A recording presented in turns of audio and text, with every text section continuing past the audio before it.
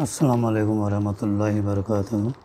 اعوذ باللہ من الشیطان الرجیم، بسم اللہ الرحمن الرحیم۔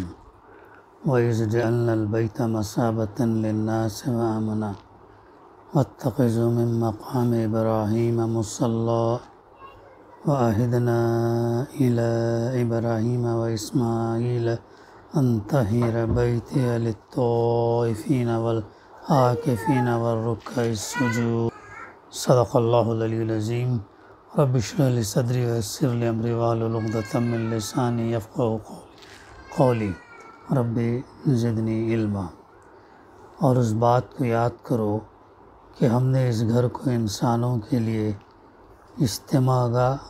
اجتماع کی جگہ اور امن کا مقام ٹھہرایا، اور حکم دیا ابراہیم علیہ السلام کو اس جگہ کو عبادت گاہ بناؤ، اور ہم نے ابراہیم اور اسماعیل علیہ السلام کو تاکید کی کہ میرے گھر کو طواف کرنے والوں یعنی حرم میں ٹھہرنے والے اور رکوع و سجدہ کرنے والوں کے لیے پاک رکھو۔ ابراہیم علیہ السلام کی سیرت کے متعلق قرآن مجید سے آیتوں کا انتخاب کر کے مطالعہ ہمارا جاری ہے۔ سورہ بقرہ آیت نمبر 125 کی تلاوت بھی ہمارے سامنے ابھی ہمارے سامنے آئی۔ اس سے پہلے اللہ سبحانہ وتعالیٰ آیت نمبر 124 میں بتایا، یاد کرو اس بات کو کہ ابراہیم علیہ السلام کو اس کے رب نے کچھ باتوں میں آزمایا اور وہ ان پر پورا اترا، تو اس کے رب نے فرمایا میں تمہیں انسانوں کا پیشوا بنانے والا ہوں۔ ابراہیم علیہ السلام نے کہا اور میری اولاد میں سے، فرمایا میرا وعدہ ظالموں سے متعلق نہیں ہے۔ اس کی تفسیر کا مطالعہ ہم گزشتہ کر چکے ہیں۔ اس میں ایک نقطہ رہ گیا تھا، وہ نقطہ یہ ہے کہ اصل رشتہ ایمان اور عمل کا رشتہ ہے۔ ابراہیم علیہ السلام نے جب دعا کی کہ اللہ میری اولاد میں سے بھی جو ہے میں تو انسانوں کا پھرتا ابراہیم میری اولاد میں سے بھی کر کے سوال کیا، تو اللہ تعالیٰ نے جواب دیا میرا وعدہ ظالموں سے متعلق نہیں ہے۔ تو اصل رشتہ دراصل ایمان اور عمل کا رشتہ ہے۔ اسلامی فکر ان تمام رشتوں اور روابط کو منقطع کر دیتی ہے جو عقیدے اور عمل کی بنیاد پر استوار نہیں ہوتے۔ وہ کسی قرابت اور کسی رشتے کے معترف نہیں۔ اگر عقیدے اور عمل کا رشتہ منقطع ہو چکا ہو، ان تمام تعلقات اور روابط کو کاٹ پھینکتی ہیں جو عقیدے اور عمل کے رشتے سے وابستہ نہ ہوں۔ وہ ایک ہی امت کے دو گروہوں کے مابین تفریق کر دیتی ہے۔ اگر عقیدے میں ایک گروہ دوسرے گروہ کے خلاف ہو، یہی نہیں وہ باپ اور بیٹے اور شوہر اور بیوی کو بھی ایک دوسرے سے جدا کر دیتی ہے اگر ان کے درمیان عقیدے کا رشتہ نہ رہے۔ حقیقت یہ ہے کہ مشرک عرب ایک الگ قوم ہے اور مسلمان عرب ایک الگ قوم۔ ان دونوں قوموں کے مابین کوئی رشتہ، کوئی قرابت اور کوئی تعلق نہیں۔ اسی طرح اہل کتاب میں سے جو لوگ ایمان لے آئے وہ ایک الگ قوم ہے، اور ان میں سے جو لوگ حضرت ابراہیم علیہ السلام، موسیٰ اور عیسیٰ علیہ السلام کے دین سے منحرف ہو گئے وہ بالکل دوسری قوم ہے۔ ان کے مابین کوئی رشتہ، کوئی قرابت اور کوئی رابطہ نہیں۔ خاندان باپ دادا اور بیٹوں اور پوتوں کے مجموعے کا نام نہیں ہے۔ خاندان ان لوگوں کا نام اس وقت ہے جبکہ ایک عقیدے نے انہیں یکجا اور متحد کیا ہو۔ امت ایک متعین نسل کے پے در پہ آنے والے مختلف گروہوں کے مجموعے کا نام نہیں ہے، وہ اہل ایمان کے مجموعے کا نام ہے، چاہے ان کی قومیتیں، وطن اور رنگ ایک دوسرے سے مختلف ہوں۔ یہ ہے وہ ایمانی فکر جو اللہ کے بزرگ کتاب کے اس ربانی بیان سے ابھر کر ہمارے سامنے آتی ہے۔ اگلی آیت میں جو آیت نمبر 125، تو وہاں پر اللہ تعالیٰ فرما رہا ہے کہ اس بات کو یاد کرو کہ ہم نے اس گھر کو انسانوں کے لیے اجتماع کی جگہ اور امن کا مقام ٹھہرایا، اور حکم دیا کہ ابراہیم اس جگہ کو عبادت گاہ بناؤ، اور ہم نے ابراہیم اور اسماعیل کو تاکید کی کہ میرے گھر کو طواف کرنے والوں یعنی حرم میں ٹھہرنے والوں، رکوع سجدہ کرنے والوں کے لیے پاک رکھو۔ تفسیر ہے، یہ محترم گھر جس کی تولیت قریش کے ہاتھ میں آئی تو انہوں نے اہل ایمان کو خوفزدہ کیا، انہیں اذیتیں پہنچائی، انہیں ان کے دین سے ہٹانے کی طرح طرح سے کوششیں کی، یہاں تک کہ انہیں خانہ کعبہ کے قرب و جوار مکہ کو چھوڑ کر ہجرت کرنی پڑی۔ اللہ تعالیٰ چاہتا ہے کہ یہ محترم گھر لوگوں کا مرجع اور مرکز بنے، یہاں سب لوگ ہر طرف سے آ کر یعنی عبادت کے لیے مجتمع ہوں، یہاں سب لوگوں کو جان اور مال کا تحفظ حاصل ہو۔ یہ گھر تو اپنی ذات ہی میں امن، طمانینت اور سلامتی ہے۔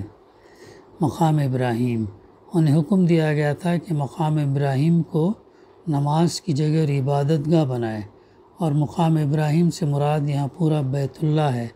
مقام ابراہیم کی تفسیر جو ہے اور بھی آئی ہے، لیکن مفسر اس کو ترجیح دیتے ہیں، اس لیے مسلمانوں کا بیت اللہ کو قبلہ بنانا ایک فطری امر ہے جس پر اعتراض نہ ہونا چاہیے۔ مسلمانوں کے لیے جو ایمان اور توحید صحیح کو اختیار کرنے کی بنا پر حضرت ابراہیم علیہ السلام کی حقیقی وارث ہیں۔ قبلہ بنانے کا سب سے زیادہ مستحق یہی گھر ہے، کیونکہ یہ اللہ کا گھر ہے، کسی انسان کا نہیں، اور اللہ نے جو اس گھر کا مالک و آقا ہے اپنے 2 صالح بندوں کو حکم دیا تھا کہ وہ اسے پاک رکھیں، یعنی پاک رکھنے سے مراد صرف یہ نہیں کہ کوڑے کرکٹ سے اسے پاک رکھا جائے۔ اللہ کے گھر کی اصل پاکی یہ ہے کہ اس میں اللہ کے سوا کسی کا نام بلند نہ ہو۔ جس نے خانہ خدا میں خدا کے سوا کسی دوسرے کو مالک، معبود، حاجت روا اور فریاد رس کی حیثیت سے پکارا، اس نے حقیقت میں اسے گندہ کر دیا۔ یہ آیت ایک نہایت لطیف طریقے سے مشرکین قریش کے جرم کی طرف اشارہ کر رہی کہ یہ ظالم لوگ ابراہیم اور اسماعیل علیہ السلام کے وارث ہونے پر فخر تو کرتے ہیں، مگر وراثت کا حق ادا کرنے کے بجائے الٹا اس حق کو پامال کر رہے ہیں۔ لہذا جو وعدہ ابراہیم علیہ السلام سے کیا گیا تھا، اس سے جس طرح بنی اسرائیل جو ہے مستثنیٰ ہو گئے ہیں، اسی طرح یہ مشرک بنی اسماعیل بھی اس سے مستثنیٰ ہیں۔ پھر آگے فرمایا جا رہا اور طائفین، عاکفین، رکوع اور سجود کرنے والوں کے لیے، یعنی ان حاجیوں کے لیے جو باہر سے آئیں اور ان لوگوں کے لیے جو یہیں کے رہنے والے ہیں، اور ان کے لیے جو یہاں نماز پڑھیں اور رکوع اور سجدہ کریں گے، تیار کریں۔ یہ اللہ کا گھر ہے، یہ ابراہیم علیہ السلام اور اسماعیل علیہ السلام کی بھی ملکیت نہیں کہ نسب کے واسطے سے کوئی اس کا وارث ہو۔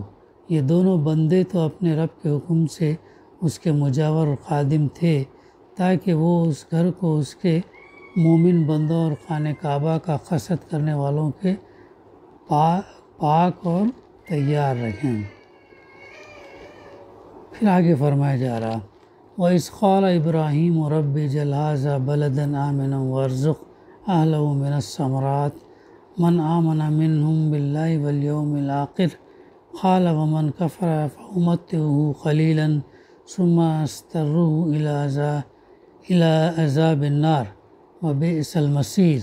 اور یاد کرو اس بات کو کہ ابراہیم علیہ السلام نے دعا کی، اے میرے رب اس کو یعنی مکے کو امن والا شہر بنا، اور اس کے باشندوں کو جو اللہ اور آخرت پر ایمان رکھتے ہوں پھلوں پیداوار کا رزق عطا فرما۔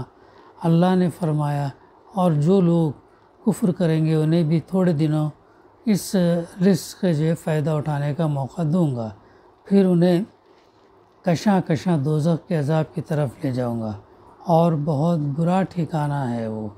ابراہیم علیہ السلام کی اس دعا سے ایک بار روایت ایک بارآور بیت اللہ کی صفت امن اور یہ حقیقت واضح ہوتی ہے کہ وراثت کا تعلق فضل اور خیر ہی سے ہے۔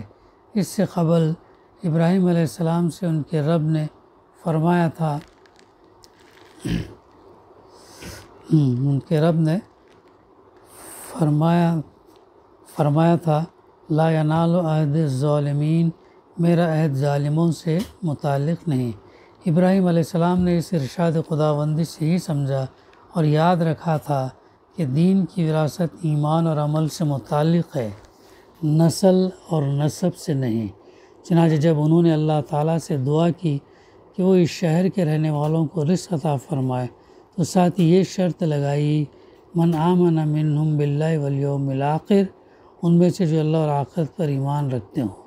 حضرت ابراہیم علیہ السلام اللہ کے حضور آوازاری کرنے والے، بردبار، خدا کے مطیع فرما بردار، صاحب استقامت اور خدا کے سکھائے ہوئے آداب و اخلاق سے آراستہ تھے۔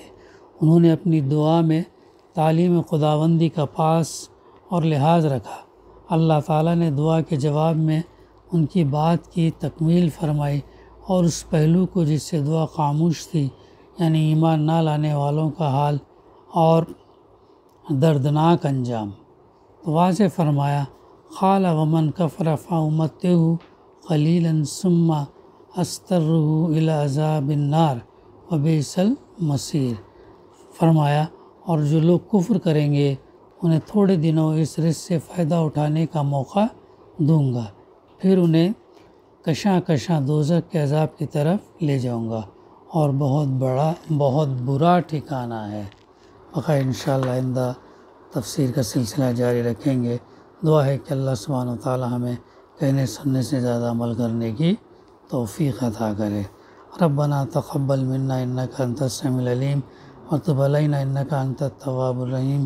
صلی اللہ تعالی علی خیر خلقہ وعلی آلہ وصحبہ اجمعین۔ الحمد للہ رب العالمین۔